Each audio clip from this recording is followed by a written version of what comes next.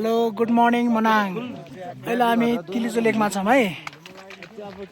तिलिचो लेक संसारकै सबैभन्दा अग्लो ठाउँमा 4919 मिटर उचाइमा रहेको तिलिचो लेकमा छौँ।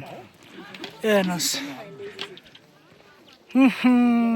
17 घन्टाको ट्रेकिङ पछि हामी यो एकदम रमाइलो दृश्य हेर्नुहोस्। यो तिलिचो लेकको दृश्य हेर्न आछौँ। 17 घन्टाको सङ्घर्षपूर्ण यात्रा, 22 घुम्ती, ल्यान्डस्लाइड एरिया, ओहो यति सबै पार गरेर मनाङ हाम्रा साथीहरू यहाँ हुनुहुन्छ।